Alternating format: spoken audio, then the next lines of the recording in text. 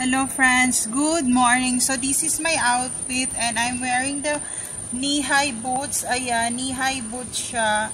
And ayan yung style niya. And with this mini skirt and suit. Ayan, suit siya with this sunglasses. And I'm wearing this hat. Kasi ano ngayon malamig. So maganda yung very soft yung suot na hat for the rainy days, cold weather. So ayan. So ayun, take care always everyone. So this is my makeup look. I'm wearing a pink lipstick with a brow. Parang hindi pantay pero okay lang. Ayan, kinapa ko lang siya and a little bit of blush.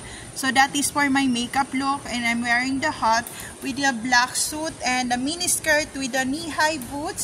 Ayan, kasi pupunta ako ng university. So I go in